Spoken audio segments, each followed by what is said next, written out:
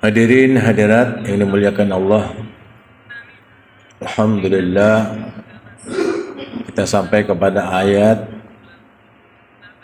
258 surat Al-Baqarah, yaitu alam tara ilal ladzi haja Ibrahim fi rabbih an atahu Allahul mulka id qala Ibrahim rabbiyal ladzi yuhyi wa yumiit qala ana uhyi wa umiit qala Ibrahim fa inna Allah ya'ti bisyamsi minal masyriqi fa'ti biha minal maghribi fabuhital ladzi kafar wallahu la yahdil qaumadz zalimin.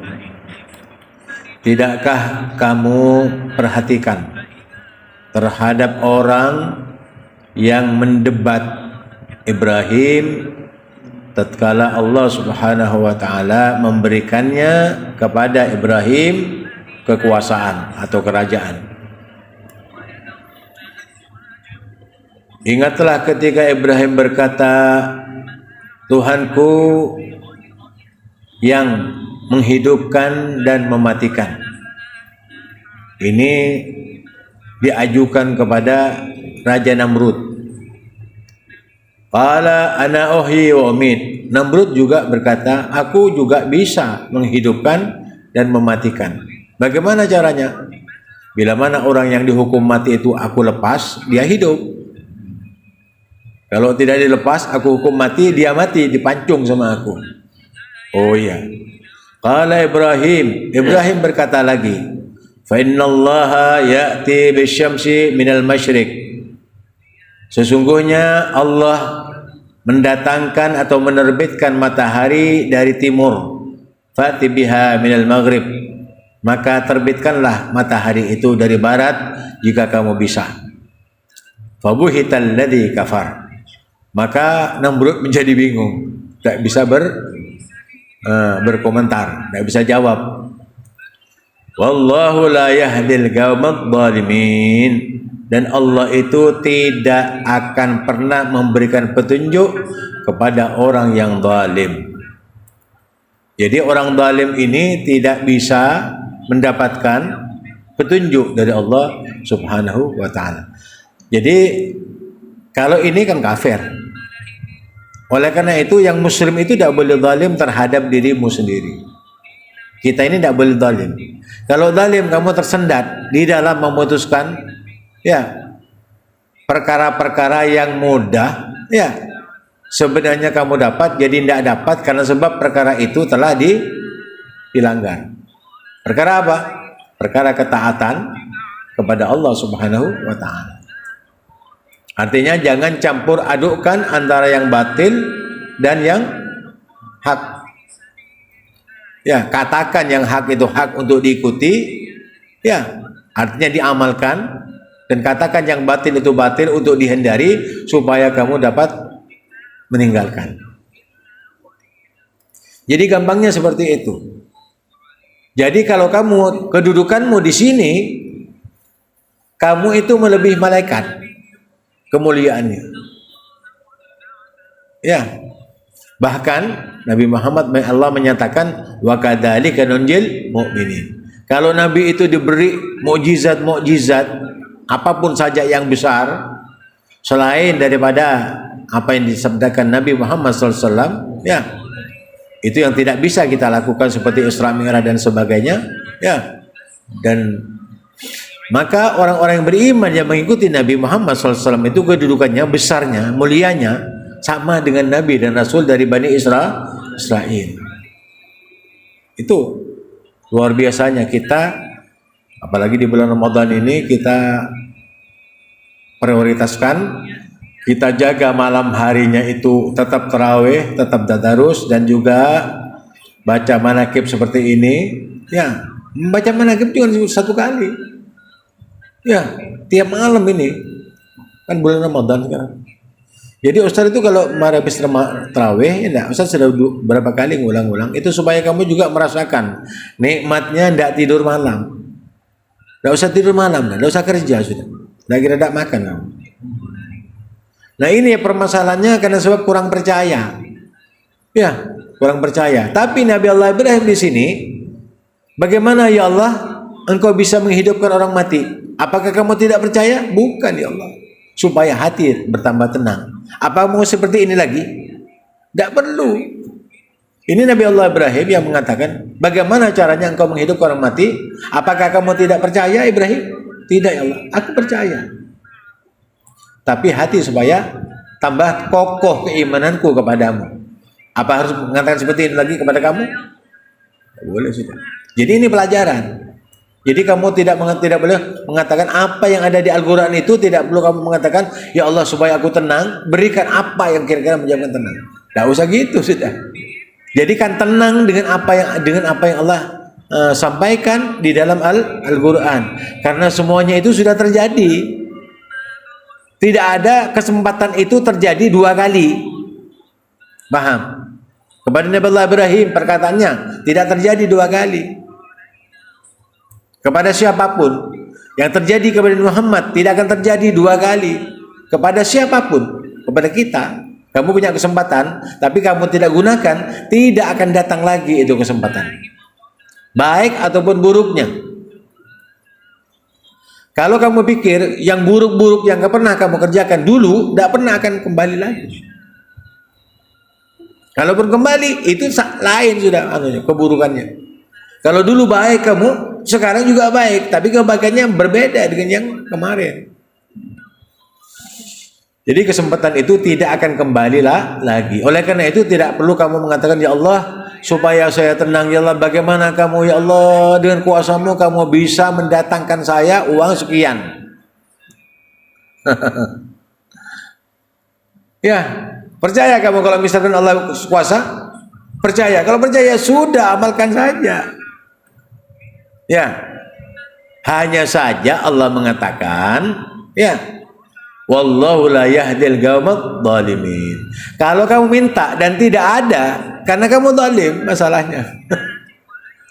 Kalau kamu tidak zalim, apapun saja, jangankan masalah uang, bantal sekalipun datang. Minta bantal dari surga datang. Minta anggur dari surga datang. Itu kalau kita tidak zalim terhadap diri sendiri. Masalahnya kenapa tidak datang? Karena tidak tidak tetap taatnya kepada Allah. Artinya berbuat karena kezaliman itu yang menghalangi kita dari keyakinan kita untuk permohonan itu datang kepada kita. Ini permasalahan ini luar biasa ini ya. Ini sekarang kan seperti kamu sekarang. Ya. Wa idza sa'alaka 'ibadi anni fa inni qarib ujibu da'watad da'i idza da'an falyastajibu li wal yu'minu bi la'allahum yarshudun. Kalau kamu betul-betul ingin mendapatkan petunjuk daripada Allah, ini petunjuk sudah benar. Tinggal kamu bagaimana merasakan nikmatnya mendapat petunjuk ketika kamu tidak berbuat zalim. Jelas? Ini nyamannya ya, nyamannya orang-orang yang betul-betul ikhlas semata-mata bahwa semua aktivitas hidup dan permohonan itu diberi oleh Allah bila mana kita tidak berbuat zalim.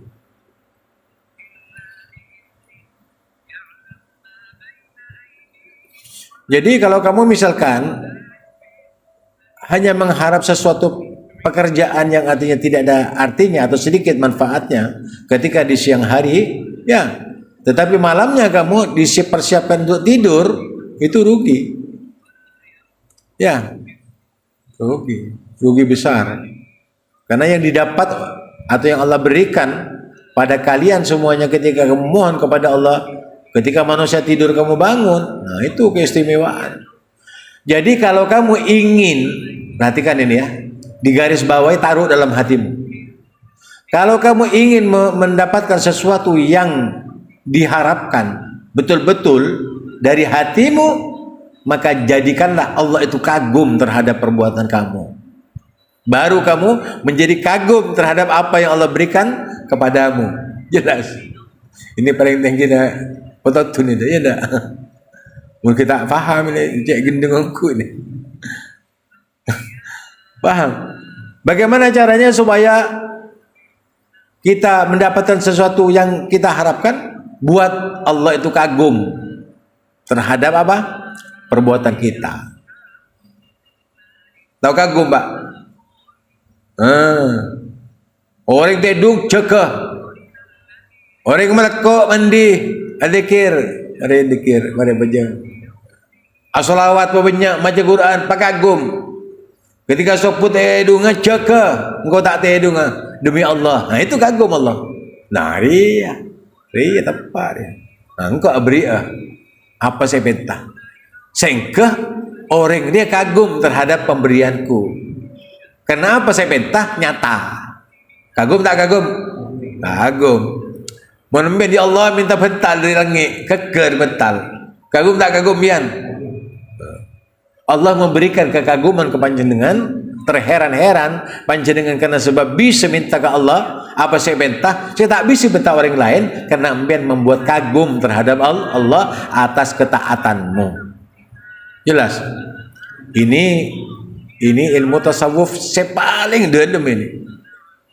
Ya, dalam untuk apa? Permohonan kepada Allah. Jadikan Allah itu kagum terhadap perbuatanmu, jadikan Allah itu cinta kepadamu, sehingga dengan cintamu kepada Allah maka kamu akan menjadi terkagum-kagum karena cintanya Allah datang kepadamu. Ya, itu. Alhamdulillah kamu yang hadir ini dapat ilmu yang luar biasa ini. Tak bisa dibangun lagi nih. Yang ngerekam dah ada ya enggak. Channel tak rekam sekarang. Jadi biasanya kadang-kadang orang yang pengajian ini dah hadir pengajian karena ada rekaman di YouTube. Sekarang dah ada rekaman. Jadi yang untung yang hadir ini. Ya. Jadi gitu aja ya. Jadi kalau kamu ingin hajatmu digabulkan, yang tidak dirasa, yang tidak pernah diberikan kepada manusia, maka jadikan Allah itu kagum terhadap perbuatan kamu, niscaya kamu terkagum-kagum, terheran-heran. Dari sisi mana ya Allah aku ini engkau kabulkan semua hajatku, sampai dirimu tidak tahu. Kenapa? Sudah lupa terhadap dirimu bahwa kamu telah membuat kagum terhadap Allah. Jelas? Nah ini, apakah kamu tidak memperhatikan kepada orang yang mendebat Ibrahim tatkala Tuhannya memberi kepada Ibrahim itu kekuasaan? Qala Ibrahim Rabbiyalladzi yuhyi wa yumiit. Tuhanku, katanya Ibrahim, bisa menghidupkan dan mematikan. Qala ana uhyi wa umiit. Aku juga bisa menghidupkan dan mematikan. Qala Ibrahim berkata lagi, fa innallaha yati bisyamsi minal masyriq. Ibrahim berkata, sesungguhnya Allah menerbitkan matahari dari timur, fati biha minal maghrib. Maka datangkanlah matahari itu atau terbitkanlah matahari itu dari barat. Fabuhital ladzi kafar. Maka tercengang orang-orang kafir itu. Wallahu la yahdil qaumadz zalimin. Dan Allah itu tidak memberikan petunjuk kepada kaum yang kafir. Ini kepada Namrud dan orang kafir. Semuanya. Kalau ini kafir, siapa yang kafir kepada Allah dan Rasulnya sampai sekarang tidak akan mendapat petunjuk. Paham? Jadi kamu itu begini. Kadang-kadang manusia itu kan permasalahannya tidak tenangnya hidup itu kadang-kadang tadi saya enggak. Kan masalahnya gitu. Kadang-kadang, tapi tidak semua. Kadang-kadang orang itu apalagi nanti bulan Ramadan kita sedikit terlasan. Ibu-ibu pakai jajan, pakai sepatu, pakai kecu macam-macam. Pasti yang larang MS ini 200 ribu misalkan dan sebagainya. Jadi bingung. Jangan bingung. Biarkan urusan itu kepada Allah. Yang penting kamu itu dapat membuat kagum Allah di bulan Ramadan ini. Kamu buat kagum Allah Subhanahu wa taala, tapi kamu itu akan dapat hinaan dari istri, mesti dah. Terus orang Habib ruah. Iya. Habib sejak goja ya. Engkau ada alasan dia tu aku cacat nak kahwin apa jemaah. Ya enggak? Jadi istri itu yang salehah, diam saja sudah. Dia cacat dan dia cacat dengan lebih anyar tak lebih anyar lah seorang anak. Baru ada istri salehah. Ini jarang istri yang saleh yang seperti ini. Mesti mereka dia cacat, mereka saya kemana saya terlasa. Tenong tak ada esen nak jemaah ya. Tak bisa tenang ke tak bisa apa, ya enggak? Nah ini masalahnya. Jadi kalau kamu dekat kepada Allah, membuat kagum Allah, yang tidak kagum itu istrimu. Inna kaidakunna azim. Sungguh godaan wanita itu sangat agung. Agung itu kan Allah. Berarti istri itu agung juga itu. Godaannya tapi.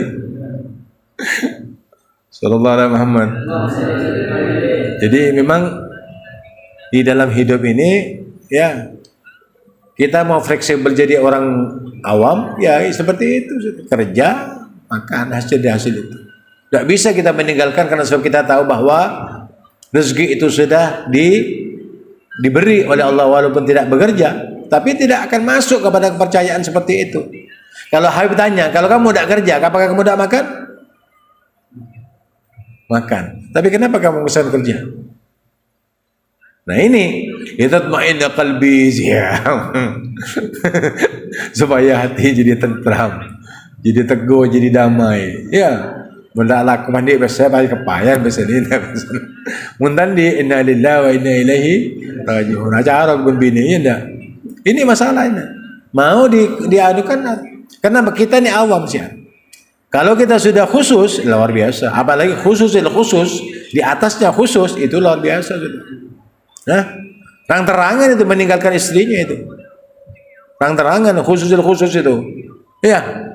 Seperti Nabi Muhammad SAW ketika Asyul Awakhir 10 hari yang terakhir di bulan Ramadan betul-betul meninggalkan Sayyidina Aisyah, Sayyidina Khadijah, tinggalkan semua. Untuk apa? Menyemedi, bersendiri dengan Allah, bersatu dengan Allah, munajin Rabbahu, menghadap kepada Allah. Nah, kamu itu mulai sekarang sudah kuatkan. Nah, nanti pada malam Asyul Awakhir 10 akhir di bulan Ramadan kamu bersungguh-sungguhlah untuk meraih kemenangan atau mendapatkan sesuatu yang engkau harapkan di malam itu. Ya, karena malam itu ada malam Lailatul Qadar. Kalau kamu misalkan satu malamnya itu menunggu dari mulai maghrib ya tidak mikir apa-apa kecuali yang diharap, yang dituju adalah Allah, yang dipikirkan bagaimana kita penyembahannya kepada Allah dapat Allah menjadikan kagum terhadap amalan kita, maka kamu akan dibuat kagum juga. Kan dikatakan la in syakartum la azidannakum. Jika kamu bersyukur aku tambah.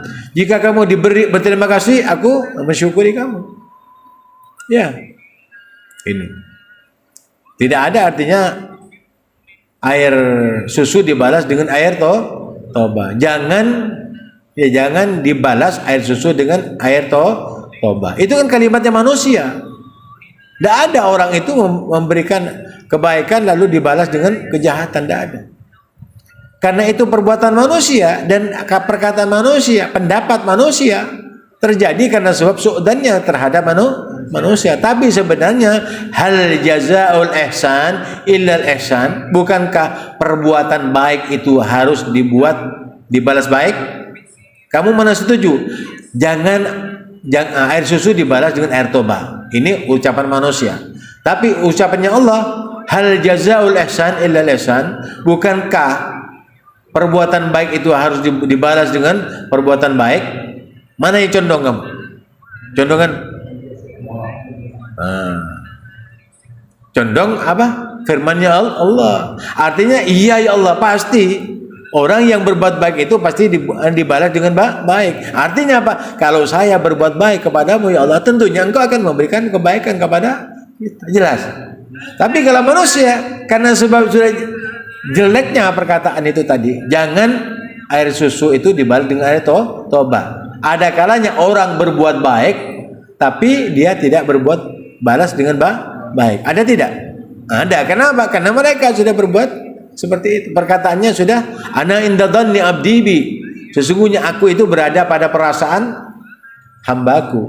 kalau hambaku itu berprasangka seperti itu, maka aku akan jadikan perbuatan baik mereka dibalas dengan perbuatan buruk oleh sesamanya. Tetapi kepada Allah tidak. Bukankah perbuatan baik itu harus dibalas dengan baik?